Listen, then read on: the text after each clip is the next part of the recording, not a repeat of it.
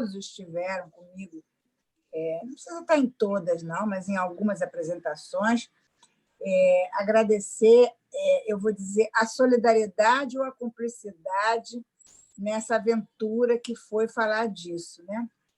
A proposta de falar o que resta de um pai, afinal de análise, surgiu das minhas questões com a minha análise, com a formação do analista, etc., mas eu não tinha ideia do como eu ia desenvolver isso, de onde eu ia encontrar isso, e depois surgiu essa ideia de perseguir o Lacan e tudo que eles, quer dizer, pelo menos no que eu pude recolher, das referências dele ao nome do pai e função paterna. Hoje, então, nós chegamos ao final.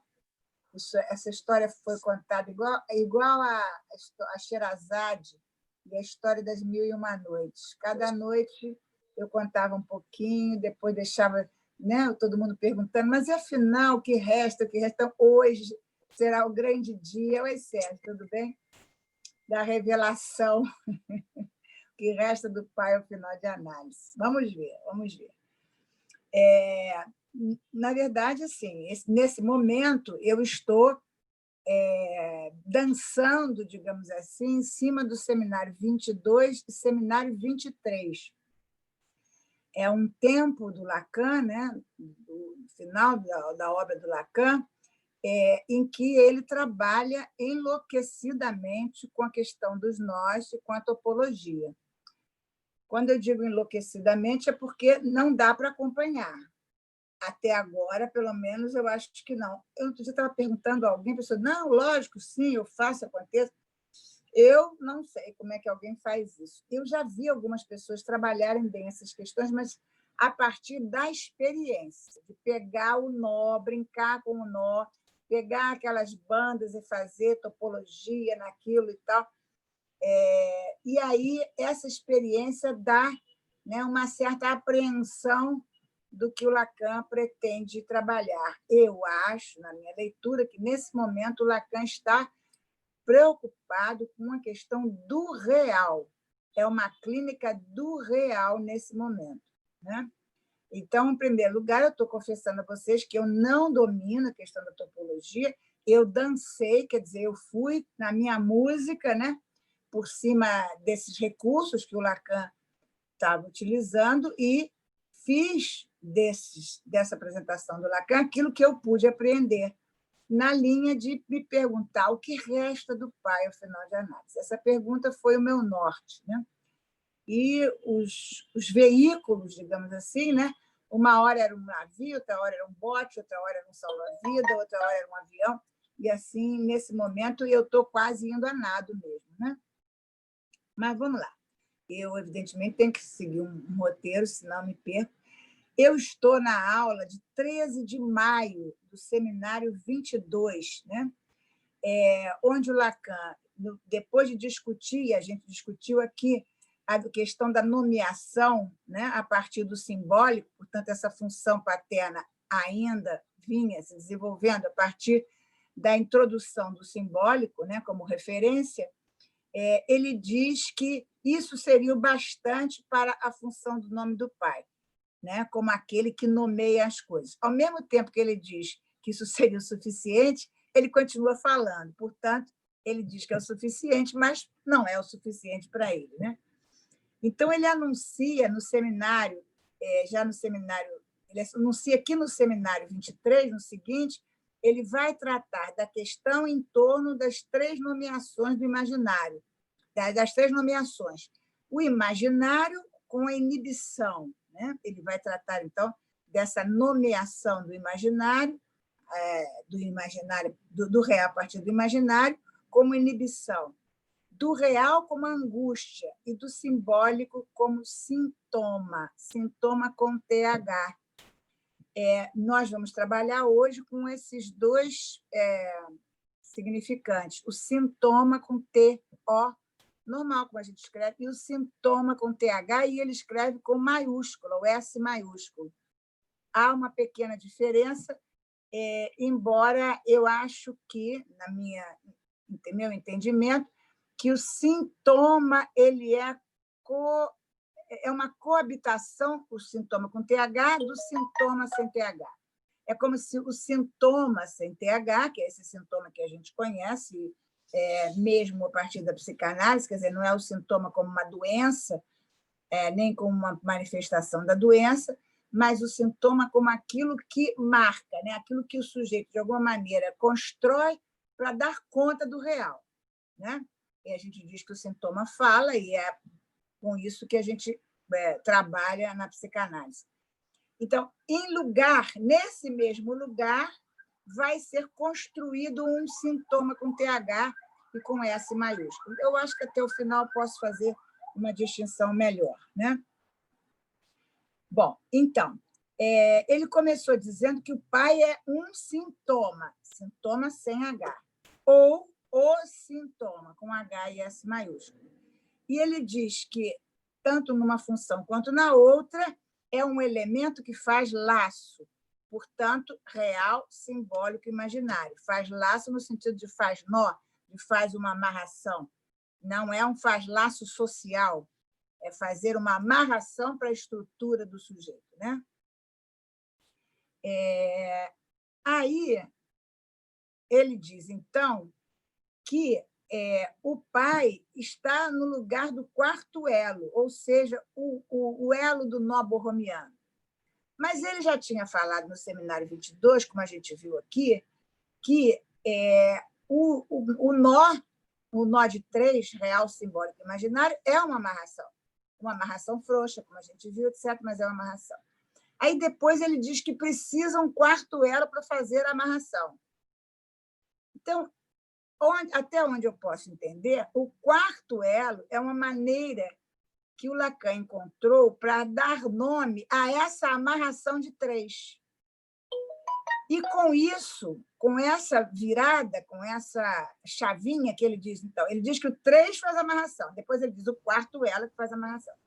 Com esse quarto elo, ele diz que pode ser, então, um nó de 3, de 4, de 5, de 6, de 7, por aí afora, certo?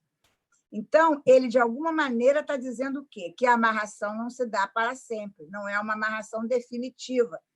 É uma amarração de 3 que precisa do 4, que precisa do 5, que precisa do... Entendeu?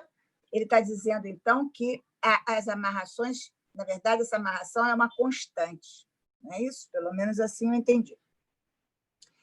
A característica do nó borromiano é que ele faz um enlaçamento frouxo. Por isso, Lacan diz que, no final de análise, que se trata, no final de análise, é a verdade do sujeito, essa verdade que se encontra no avesso do saber, porque essa verdade é construída, ela está no avesso do saber sabido, quer dizer, quando há um saber sabido, um saber que sabe, a verdade sai pela porta dos fundos. Para que a verdade surja, é preciso que se afrouxe o saber, que se fure o saber. Né? Então, ele diz isso, que essa verdade só pode ser dita, meia dita. Né? Por quê? Porque ela usa a linguagem, e a linguagem faz furo no real. A linguagem não diz tudo. A linguagem, por si só, ela é uma forma de dizer, uma maneira de dizer. Né? E ela não diz tudo. Da mesma forma, assim, o sujeito é sempre um sujeito dividido, né? Embora ele faça lá as voltas dele no uso da linguagem, mas ele, cada vez que ele tenta se completar e falar e se completar, ele está mais dividido ainda. Na aula do 18 de novembro de 75, aí já estou no seminário 23, o Lacan encaminha a questão do pai pela via do escrito. Já não é mais o pai que nomeia, mas ele diz uma versão do pai. E aí ele usa, né,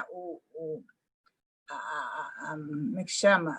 A fonética, né, do perversion, uma versão do pai, o perversion, que alguns procuram, eu acho que rápido demais, entender como uma perversão, então uma perversão. Não, é uma versão do pai, e a gente pode até pensar numa perversão no sentido de que é uma versão que versa em torno do pai, né? Que versa em torno do pai, ou seja, uma amarração do pai, uma escrita do pai, como ele está tentando dizer aqui. E quando ele fala de escrita, ele está falando de nó, viu, gente? Ele diz que o nó é uma escrita. E a escrita que ele fez, inclusive, ele toma para ele, né, isso. O pai é um sintoma ou sintoma, já falei, aquilo que faz laço entre simbólico, imaginário e real. Nessa altura do ensino do Lacan, nessa passagem do 22 para o 23, vai haver uma virada do objeto A, que fazia semblante, né? O objeto A era um semblante do vazio, agora o objeto A vai passar de semblante para o real, ele vai fazer uma passagem da clínica do sintoma para a clínica do santoma. Santoma, eu vou falar assim para não ficar com H sem H, né? O santoma, com a sua nova grafia, opõe-se a tudo que o sintoma comporta de universal. É uma maneira é assim que ele fala, mas, na verdade, o que ele está querendo dizer é que o sintoma ele está no lugar, o santoma está no lugar do sintoma, mas ele está avessado no sentido de que o santoma é singular, melhor do que particular, dizendo é singular, é um a um, enquanto o sintoma está para todos, embora a expressão do sintoma, como a formação do sintoma, pode ser variada da mesma pessoa, de pessoa para pessoa e momento para momento, mas, de alguma maneira, está a formação sintomática para todos, né? Agora, o santome não está para todos, o santome parece que está para alguns, por isso ele se relaciona com o final de análise. Aqui, o sintoma porta o sentido sem sentido. O sintoma, portanto, carrega esse osso do sentido, o sentido sem sentido. Ele está do lado daquilo que não cessa de não se escrever. Ou seja, tenta se escrever e, cada vez que se escreve, não escreve tudo. É a mesma ideia do laço frouxo, a mesma ideia do mais um, né? do mais um laço, do mais um elo, né? Do mais uma amarração.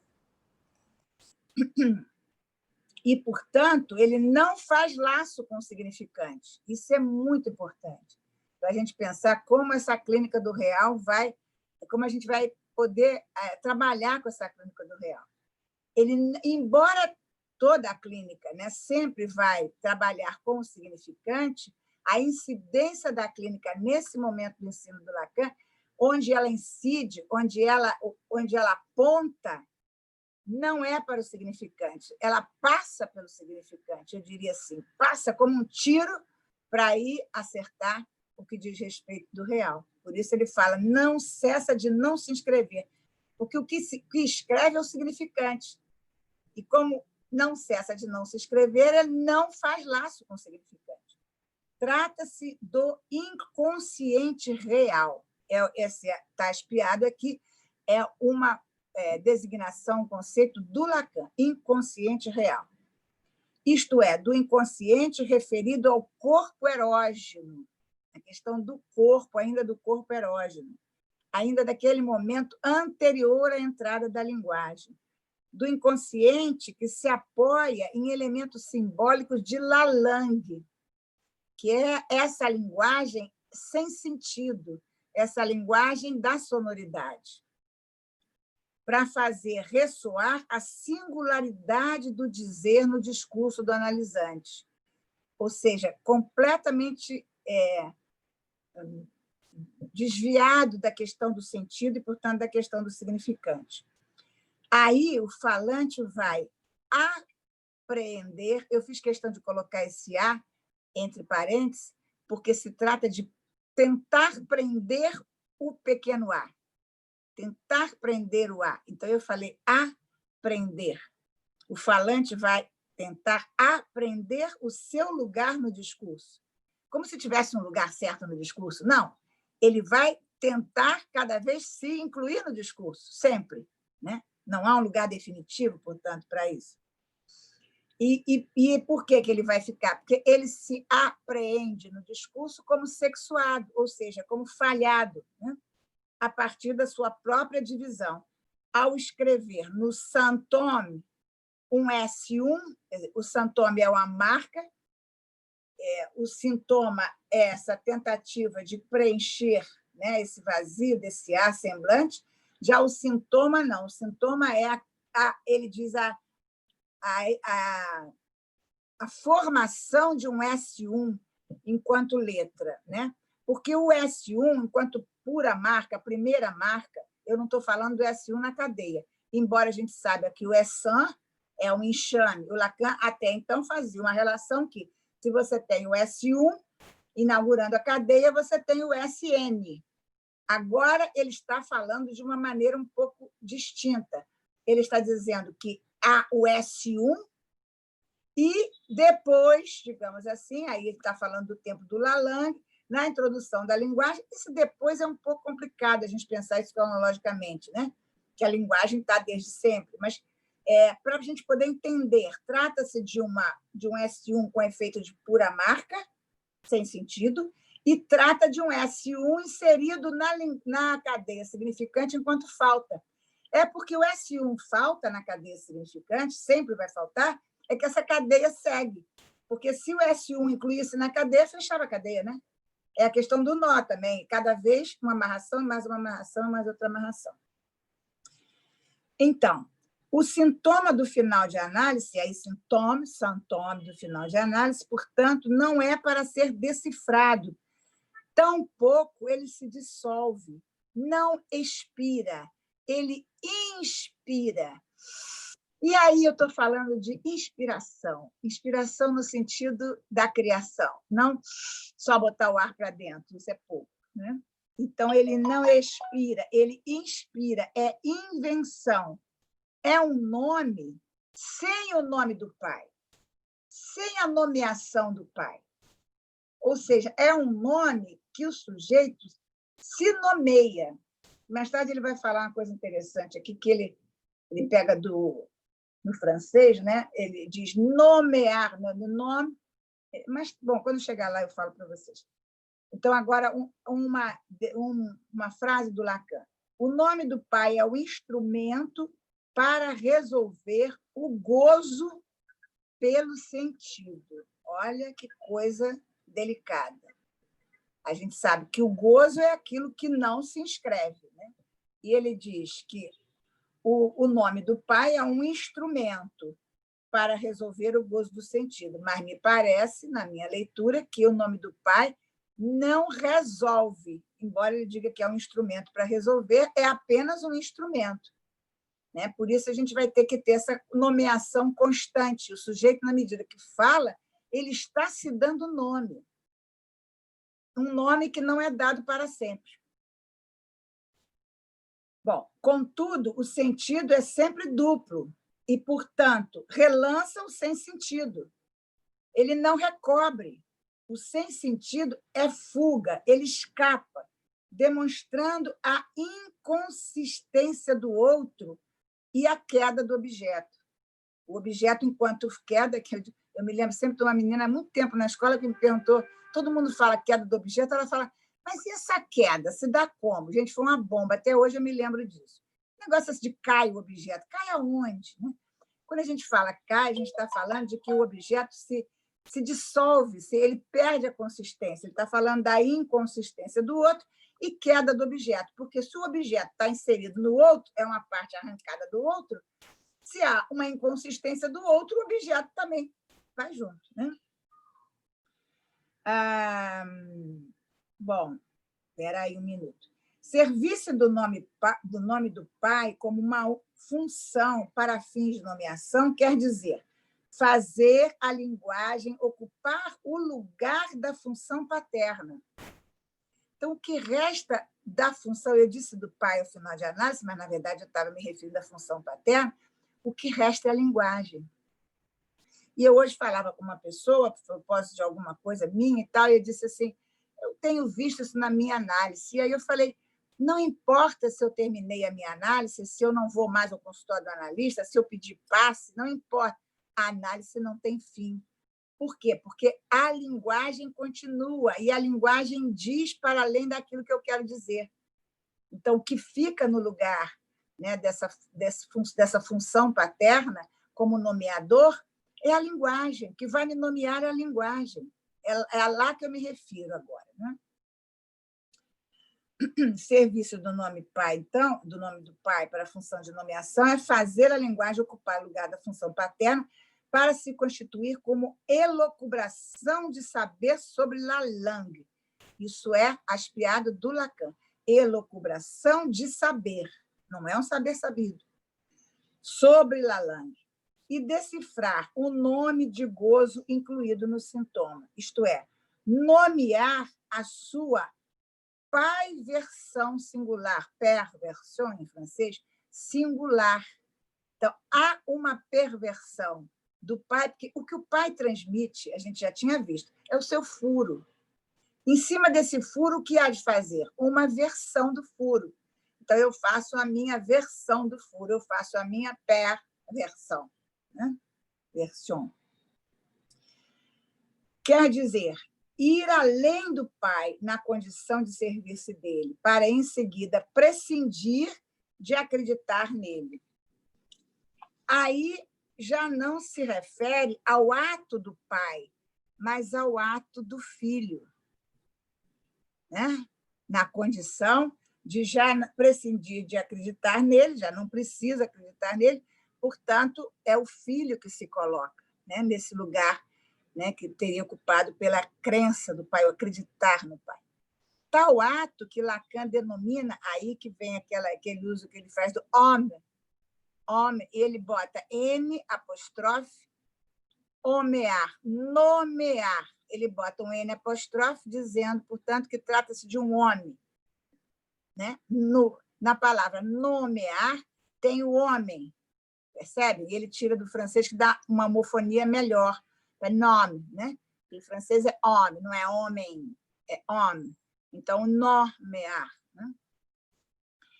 Então, ele denomina nomear, ele diz que é um ato que orienta o filho até o lugar do homem.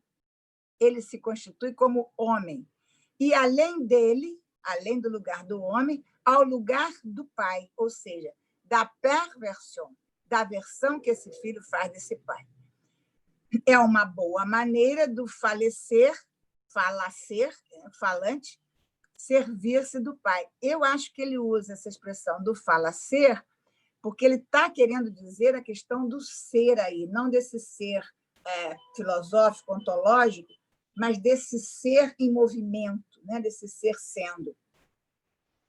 Na aula de 20 de janeiro de 76, ele começa a mergulhar na escrita do Joyce. Espera que eu vou ligar o ar-condicionado, que agora a coisa esquenta.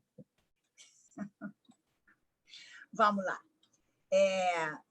Na escrita do Joyce, para buscar elementos, e aqui tem gente que conhece mais Joyce que eu sei disso, para buscar elementos de sua origem infantil.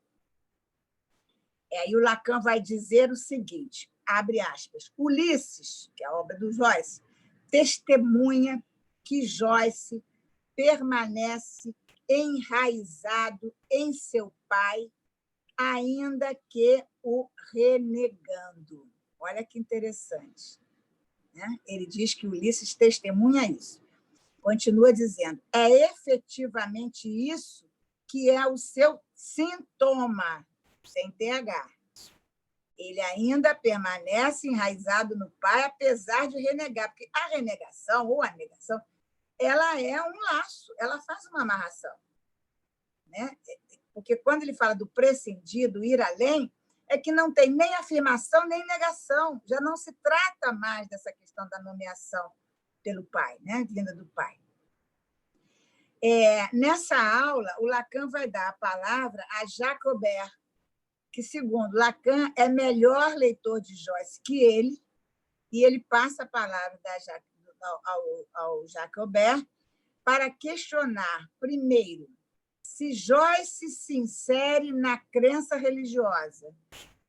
Eu não posso expandir muito aqui, que não dá tempo de contar a história do Joyce, mas, de alguma maneira, a obra do Joyce ela tem características muito, digamos, diferenciadas. Logo a seguir, o Lacan vai chamar isso de loucosofia, hein? Aqui na loucosofia, coisa de louco, né? e até se questiona em alguns momentos se o Lacan está dizendo que o Joyce era louco ou não era louco. Ele não entra nessa confusão, ele não diz que é nem que não é. E nem nós vamos dizer, isso não interessa. Interessa que a obra do Joyce é como se ele fizesse uma linguagem própria, né? E tem a história de que é um irlandês, né?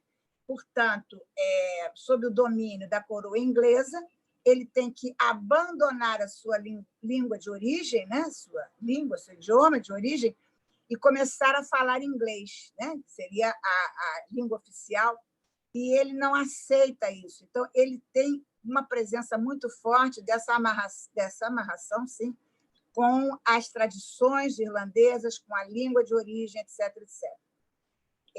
E é por aí que o Lacan vai se perguntar sobre essa questão da crença religiosa, porque parece que, de alguma maneira, ele tem uma religiosidade em relação às tradições originais da Irlanda e à língua original.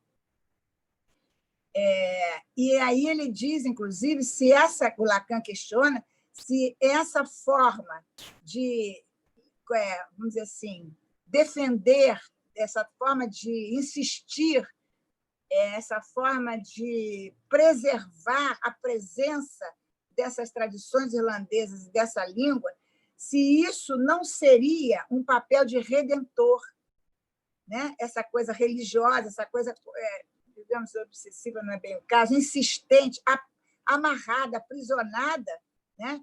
A essa questão da língua, essa questão das tradições de origem, se isso não seria uma religiosidade no Joyce, e ele estaria aí como um redentor. Essa é uma questão do Lacan. E a outra questão é se o Joyce era louco. É o que ele propõe para ser examinado nessa aula a partir da apresentação do Jacques Aubert. E aí, usando e abusando da brincadeira com os nós, Lacan afirma que a obra de Joyce responde a uma suplência, a um desnodulamento do nó. É o que ele diz. Nada dizer que é louco, porque não é. Há um desnodulamento do nó. A gente sabe que o nó é frouxo. A gente sabe que o que a função paterna passa não é nada de consistente, é um furo. Então, além de dizer que a função paterna passa um furo, além de dizer que o nó é frouxo, ele está dizendo que nem essa frouxidão se nodulou, porque ele diz de uma suplência de uma desnodulação do nó, que é uma desnodulação que já era frouxa, desnodulando, nem frouxa ela é, quer dizer, algo não se dá aí, né? E o que não se dá não é a passagem de algo consistente, de uma presença, não se dá a passagem de uma ausência, de uma falta, né? Sim, eu entendo. E em que isso nos interessa? O que é que isso tem a ver com o pai? Me lembrei eu. Lembram-se que na amarração dos 3 elos, dos registros real, simbólico e imaginário, é considerado por Lacan como o nome do pai, base para a constituição do sujeito falante? Estão lembrados disso, né? Nesse sentido, a obra de Joyce lhe faz, para ele mesmo, Saint-Homme. Essa obra do Joyce é uma suplência, porque ele faz Saint-Homme no lugar em que ele não consegue fazer sintoma, porque não se trata de uma neurose. Não estou dizendo que é psicose. Estou dizendo que a obra do Joyce tem essa função. Ele não cabe, inclusive, a gente diagnosticar ninguém por uma obra. É óbvio, mas é sempre bom lembrar. O que eu estou falando é que a obra do Joyce faz um sintoma ali onde é impossível fazer sintoma, por causa dessa desnodulação do Lacan aponta, desnodulação do nó. Bom, por isso, na aula de 13 de abril de 76, Lacan retoma Freud para reforçar a relação do nome do pai com as formações do inconsciente. Ele diz: a hipótese do inconsciente só pode se manter na suposição do nome do pai. É certo que supor o nome do pai é Deus. Por isso, a psicanálise, ao ser bem-sucedida, prova que podemos prescindir do nome do pai. Eu deixei isso espiado. Para mim, essa frase é vai ficar para outra história, para um outro seminário, para o ano que vem. Eu vou repetir a frase e eu acho que ela nos traz questões que eu não consegui, mais do que não consegui, eu quis respeitar essas questões, deixar que essas questões amadurecessem mais. Ele diz que a hipótese do inconsciente só pode se manter na suposição do nome do pai. Perfeito. Amarração real, simbólica e imaginária, senão não tem inconsciente. Até aí vai. É certo que supor o nome do pai é Deus. Vamos ficar com isso, deixar isso, né, amadurecer. Galvinho. Por isso, a psicanálise, ao ser bem-sucedida, faz Santoro. A frase que entala para mim é essa. Como é que o Lacan diz que supor o nome do pai é Deus? O que ele quer dizer com isso? Né? Deixa como questão. Eu fiz uma pequenina conclusão. Vamos lá, né? Temos tempo? Não temos? Deixa eu ver aqui. Opa! Chegamos, finalmente, ao que o nosso seminário nos propunha. A questão do pai, ao final de análise, começa a ser definida com um aforisma prescindindo do pai na condição, ou do nome do pai. Essa questão, eu me lembro muito da Ana Paula, que ela quer apontar que é o nome do pai. Quer dizer, na verdade, quando eu estou falando do pai, eu estou falando desse pai nomeador, esse pai simbólico, etc. Não é a pessoa do pai, enfim, é dessa função mesmo, né? Portanto, é do nome do pai, na condição de servir-se dele. Como em Joyce, Lacan diz que trata-se de uma sabedoria da ordem da loucusofia. Ele usa o prefixo sofia da filosofia, o sufixo, né, da filosofia, né, e o prefixo da loucura. Né? Ele diz que é uma sabedoria da ordem da loucusofia. Não é uma resignação quanto à falta, nem o retorno ao zero, nem um enxugamento de todos os sintomas, eliminação de todos os sintomas para aí criar isso. Não se trata disso. Nem uma homeostase do princípio do prazer. Não é um bem, não é uma resignação, já falei, né? E sim um bem servir-se de cada um, da singularidade de sua pretensa desvantagem psíquica. Se utilizar da sua pretensa desvantagem psíquica, portanto, da sua falta, se utilizar do seu sintoma, bem dizer ao seu sintoma, assim que eu entendo.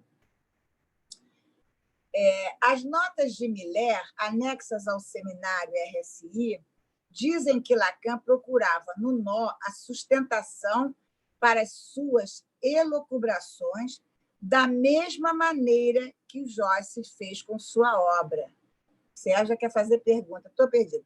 Da mesma forma que a metáfora paterna, enquanto nome, resolve o significado enigmático, e eu ponho esse resolve aí em suspensão, mas põe o significado enigmático do desejo da mãe, ele está dizendo da mesma forma que a metáfora paterna, como nome, resolve o significado enigmático do desejo da mãe com a significação fálica, introduzindo o sujeito na ordem fálica, o nó seria o instrumento, em Lacan, para resolver o gozo pelo sentido.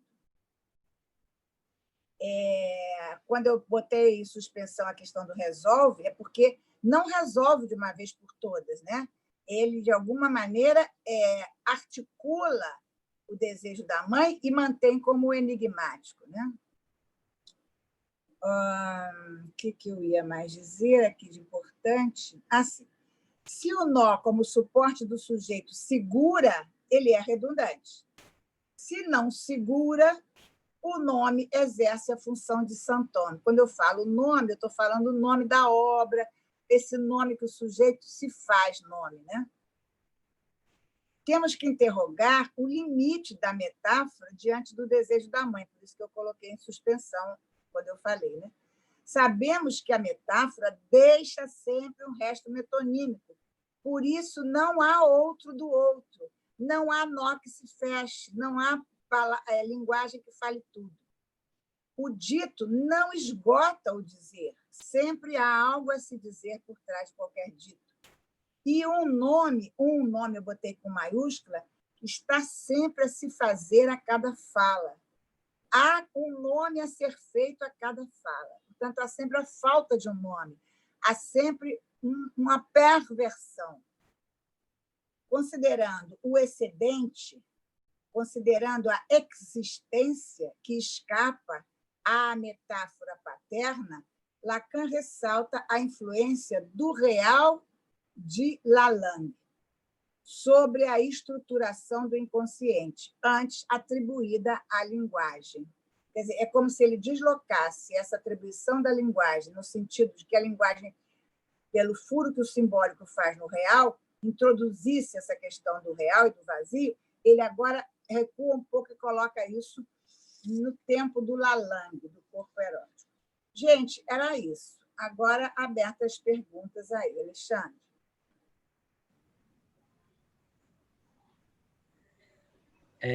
Eu estava, enquanto a senhora está falando aqui, organizando uma fila aqui. O Sérgio Ai, meu Deus! Fila! Tem fila. Não. O Sérgio é o primeiro, ele quer fazer 2 perguntas. Abre seu microfone. Deixa eu pegar papel, porque eu vou fazer o seguinte, eu vou tentar... Se tem fila... Não, vamos... assim, fila que eu digo, assim, né? Futuras. Por enquanto, só tem... Tá bom. Tá? Então pronto. Então Dá posso responder um por um. Dá para responder. Sérgio. Bom, é o seguinte, gostei muito, Tereza, achei que assim, você colocou muitas questões, algumas muito instigantes, assim, me fizeram pensar algumas coisas em relação a essa questão do nome do pai, né? Mas eu queria te colocar 2 coisas aí.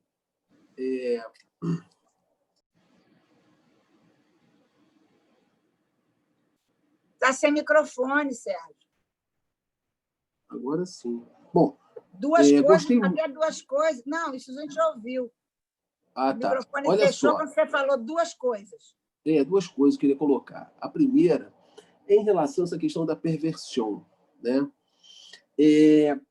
O Lacan, no seminário 21, acho que é o RSI, se eu não me engano, a 21, 22, ele diz assim, que um pai só tem direito ao amor e ao respeito de um filho se ele faz da mulher objeto à causa de seu desejo. Então, me parece que essa perversão está ligada a esse desejo orientado não no sentido da mãe, mas no sentido da mulher. Então, Sim. Nesse sentido, o pai só teria direito ao amor e ao respeito de um filho se ele deseja a mulher mãe deste filho. Então, me parece que a perversão aí é no sentido do desejo do pai, não do amor do pai. Porque quando a gente fala de pai, a gente sempre fala em amor, mas o desejo, o amor do pai está ligado muito mais ao materno, né? Mas o desejo não. O desejo talvez estivesse ligado mais à mulher, né? Então, o pai só tem direito ao amor do filho se ele deseja a mulher mãe desse filho. Né? Bom, essa é a primeira questão. A segunda questão... Posso responder a essa, depois você faz a outra? Já que a gente está com tempo? Olha, Sérgio, você trouxe elementos assim que me ajudaram muito a pensar na linha, porque, quer dizer, é interessante, quando você fala do amor, assim, me veio na cabeça que o amor é disso que a gente, de alguma maneira, ainda pode cercar pelo significante. Né? E o desejo é exatamente aquilo que escapa. E quando você fala desejo orientado à mulher, que é mãe para esse filho, ele, de alguma maneira, primeiro, a mulher não existe. Então, esse desejo está apontando na mãe dessa criança, desse filho, está apontando algo que não existe.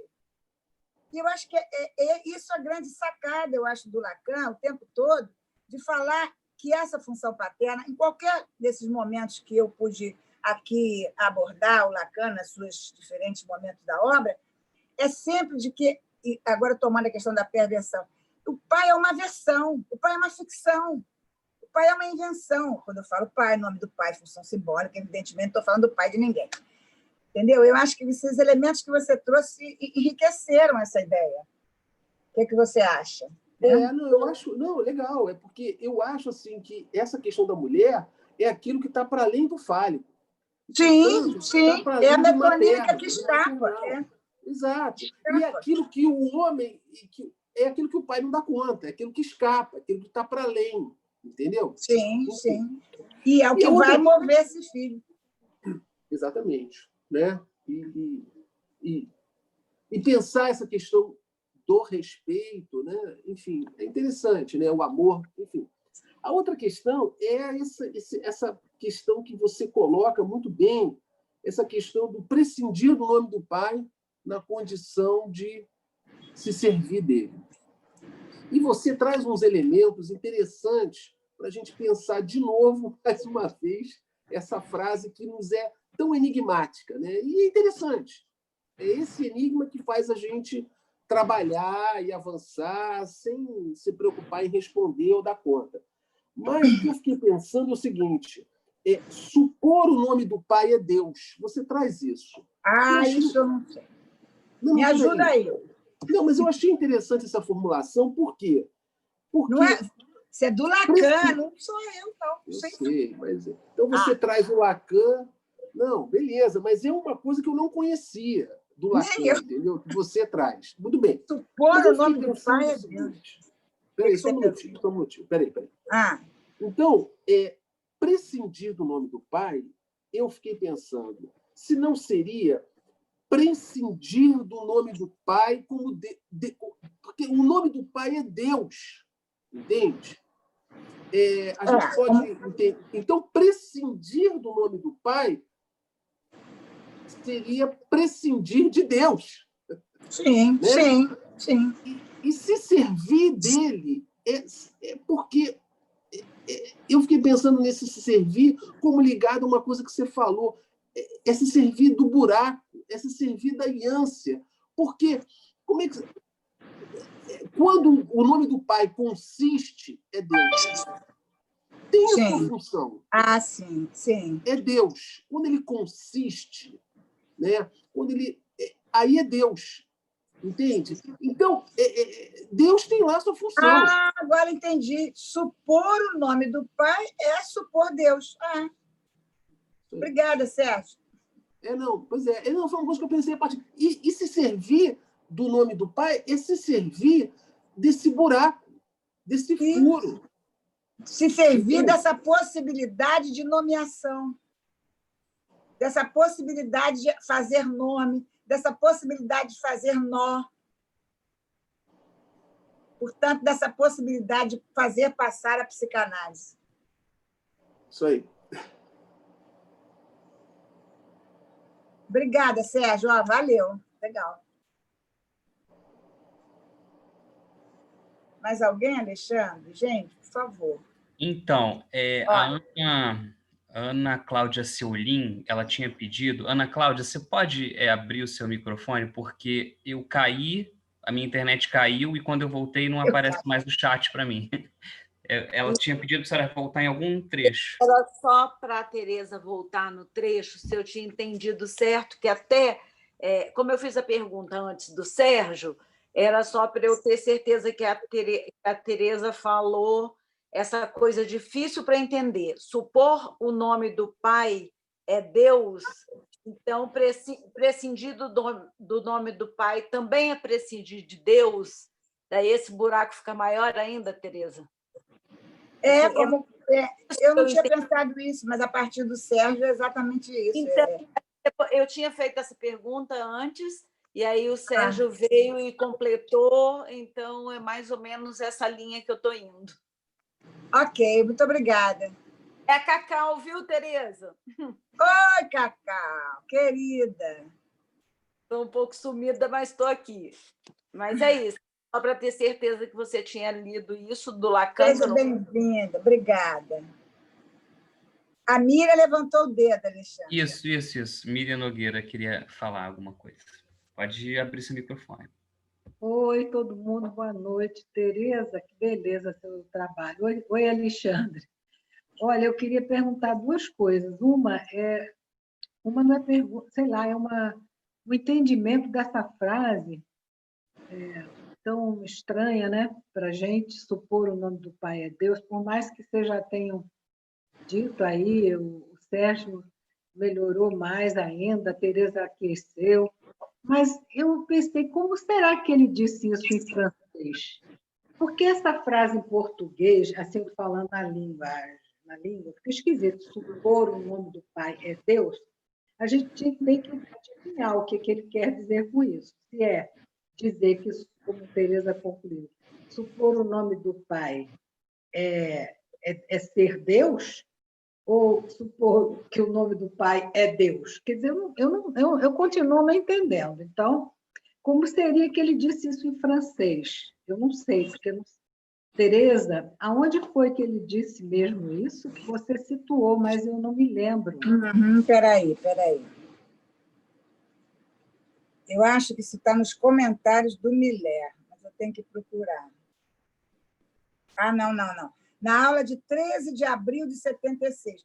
Olha, eu não fiz a pesquisa em francês, não posso, portanto, te responder, mas é interessante, né? Agora, quando você fala assim, por mais que a gente tenha explicado, você não entendeu, eu acho que tem várias leituras, como tudo, principalmente numa frase tijolo dessa. Eu acho que o Lacan, de vez em quando, ele joga umas frases tijolo, aí bate na cabeça e aquilo se esparrama, né, em pedacinhos. Então, a gente vai agora, não é juntar os pedacinhos, não, cada um pegar o seu pedacinho e fazer alguma coisa com ele. Então, Miriam, eu acho que não está esgotado, não, essa frase. Essa frase, eu trouxe ela assim, meio inteirona, porque é difícil de digerir, entendeu? Agora, não sei. A aula é essa, 13 de abril de 76. 75, 76, né? É no seminário anterior ao Lancy, né? Uhum. Como é o nome do seminário? Você citou, mas eu não... Eu agora não tenho aqui. Bom, abril de 76, porque... Aí a gente coloca no Google e tal. Eu não tenho como... Eu acho que é no 23, mas eu não gosto de afirmar essas coisas de referência assim, de chute, tá? Eu acho que é o 23. Não sei, porque o Lancy, a primeira aula é novembro de 76. Esse aí é abril, quer dizer, no mesmo ano, no início, talvez seja o anterior ao Lancy. O Lancy é 24, 23 é o Santoro, né? Então, 23 é o Santoro. Porque é o 23 que ele fala do Joyce. Isso. É o Santoro, é o 23. Obrigada. Queria saber como é que é a frase em francês, entenderam? Para ver se isso foi coisa de tradução. Prenez votre temps, madame. Vá lá. Eu vou procurar, ver se eu encontro em algum lugar, ou então a gente pesquisar na internet, como diz você. Então, tá, era isso, te agradeço. A outra pergunta era qual era a aula, você já respondeu. A gente concluiu que é do seminário 23, a aula de abril, né? 16 de abril. Isso. Tá, obrigada, Tereza. Muito bom. Tchau. Beijo, obrigada. A Raquel Freitas está sem microfone, mas ela colocou escrito aqui. Parece que Joyce... Epa, peraí. Que a tela foi para baixo. Parece que Joyce não supera a necessidade de pai e fica sobrecarregado de pai, criando uma saída compensatória, inscrevendo seu nome na literatura. Seria isso? Estou sem microfone e agradeço desde já. Raquel, olha só, o Lacan, quando ele pega a obra de Joyce, ele lembra uma frase que eu li, que ele diz, deixa eu voltar aqui, se eu acho rapidinho, em que ele diz que, até aqui a frase, ele diz, aspiado, Lacan, Ulisses testemunha que Joyce permanece enraizado em seu pai, ainda que renegando. Tá? Ele diz isso, a obra de Ulisses. O Lacan não fala do Joyce, ele fala da obra de Joyce. Primeira coisa que eu gostaria de te atentar, para você, né, fazer essa distinção. Então, ele vê isso no Ulisses. Agora, por outro lado, ele vê na obra de Joyce não uma compensação, e sim uma suplência. eu faço com muito cuidado a distinção entre essas duas significações, porque compensar é, de alguma maneira, equilibrar uma coisa pela outra, né? E a suplência é no sentido de reapresentar, ressignificar, né? Então, a obra do Joyce, ele faz uma suplência à desnodulação. Ele não compensa a desnodulação, ele não recupera essa nodulação, entendeu? A distinção que eu quero fazer para você. Desculpa, eu não sei se é assim que você quis dizer, mas a gente também não sabe como é que a pessoa quis dizer. Eu acho que, de qualquer maneira, devo estar acrescentando alguma coisa. Renodulado está, há uma suplência daquilo, aquilo continua desnodulado e algo vem suplementar, não é complementar. Entendeu? Porque complementar, tampa, fecha, né? Complementa. Não é suplementar, é reincidir a desnodulação, fazer a desnodulação produzir efeito na obra. Não sei se eu te respondi, querida, mas foi boa sua pergunta, me fez trabalhar. Obrigada, Raquel. A Márcia Sirigliano quer fazer um comentário. Pode abrir seu microfone, Márcia.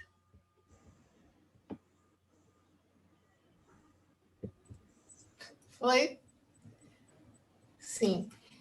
Tereza, eu fiquei escutando você, quando você falou em falacer, eu escutei falecer. E aí eu fiquei pensando nesse final de análise, que é a morte, né? Eu já escutei pessoas falando assim, tem uma pós-análise, um retorno. Não, a análise lacaniana acabou. Morreu, né? E aí eu fiquei pensando no silêncio, porque eu acho que essa marca do silêncio faz um contraponto com Lalang, porque Lalang são os pedacinhos de som que marcam, né, muito precocemente. E silêncio não é silêncio em música, pausa, né, não é ausência de música. É um silêncio, mas em que se constrói algo, em que algo se prepara para advir no compasso seguinte, né? Então, eu fiquei pensando nessa articulação com o final de análise. Não sei se me fiz clara. Márcia, muito obrigada pela sua questão, mas eu penso um pouco diferente. A análise lacaniana não acabou, não. Não acabou? Não. Pelo contrário, o sujeito nunca está analisado. Não, Por isso, deixa eu clarificar. Um minutinho.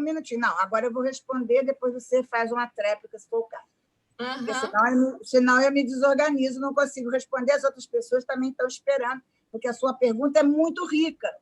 Então, as pessoas também estão querendo se aproveitar dela. Vamos agora tomá-la. Então, primeiro isso, né? Quer dizer, não há esse estar analisado. Por isso, e eu acho que não foi à toa, que você ouviu, e ouviu muito bem, o falacer com falecer. Porque a cada fala, olha que interessante, a cada fala há uma pequena morte da coisa. O Freud disse, a palavra é a morte da coisa. Cada fala do falacer é um falecimento. Adorei a sua escuta, tá? E estou aproveitando, e acho que todos podem estar aproveitando muito bem. A questão da análise, então, já falei, não termina. Agora, a sua associação entre a questão do final de análise e a questão do silêncio, eu não acompanhei, quer dizer, eu não consegui acompanhar. Então, eu não posso dizer muita coisa sobre isso, sobre como é que você pensa final de análise e silêncio. Mas uma coisa não é final de análise, não acaba, a análise não acaba. Deixa eu fazer a tréplica, então. Quando eu pensei, né, no final de análise, acaba ou não acaba, eu acho que foi, então, um equívoco, porque eu já escutei pessoas me falarem assim, terminei minha análise, já finalizou, o tempo passou, eu chamei o meu analista porque eu quis fazer uma pós-análise. Eu achei estranhíssimo. fiquei pensando, mas se a análise se concluiu, o que é uma pós-análise? O que será isso? E aí, quando eu pensei no silêncio, por conta de escutar o falecer, nessa morte aí, foi no sentido de como que Lalande acontece lá no comecinho, né? Esses pedacinhos de som que o bebê nunca vai saber o que é aquilo que está lá, que marcou, né? É o real. E esse silêncio na música, né? Essa pausa, é algo que acontece num contexto em que há ações. Na verdade, não existe uma não música, né? Há o silêncio para que algo soe depois. Por isso que eu fiquei pensando em Lalande, porque você chegou a falar em elucubração de saber sobre Lalande. Sempre será uma elucubração, porque jamais conseguiremos aprender. Isso é inapreensível. Exatamente. Né? Então, o que eu fiquei pensando foi isso. Será que essa morte, então, seria isso? Haveria essa morte? E aí, por isso que... Mas, a partir desses comentários, dessa pós-análise, dessa análise posterior, como se o analista já tivesse encerrado, né? Acabou... Lá pelas tantas, algo ocorreu na vida, ele volta. Não volta para quê? Eu vou falar uma coisa, porque eu sou assim muito ousada mesmo. Esse negócio de outra análise, análise pós-análise, me lembrou outras vidas. Depois que eu morrer, vai ter outra vida. É da ordem do... Olha, gente, eu sou muito assim. Falei, pronto, desculpe. Mas você ouviu, você devia dizer para a pessoa, olha, tudo bem. Não há. As pessoas dizem, não tem que dizer que não há, deixa ela acreditar na pós-análise dela. Não tem problema isso, para mim não é questão. A pessoa pode fazer pós-análise, pós-doc análise, doutorado em análise, mestrado em análise. Quanto mais análise, melhor, né? Mas aí, assim, é só em questão de outras vidas, aí não sei. Agora, você falou bem, essa questão do Lalande, que é muito difícil falar disso, porque a gente tende a falar num tempo cronológico, antes, depois e tal, mas não é. O Lalande está no hoje, no agora, não tem essa separação. Uhum. Mas você disse mesmo, nunca se juntam os caquinhos todos, né? Enfim. Uhum. Muito bom, muito bom. Então, estouramos o tempo. Eu pedi para as pessoas que tiverem perguntas para mandar por e-mail e encaminho para a senhora. Perfeitamente, muito obrigada. Isso. Gente, boa noite, muito obrigada, eu vou ficar com saudade. Tchau. Obrigada, boa noite, excelente. Tchau, gente, boa noite. Boa noite. Minhoca na sua cabeça, não?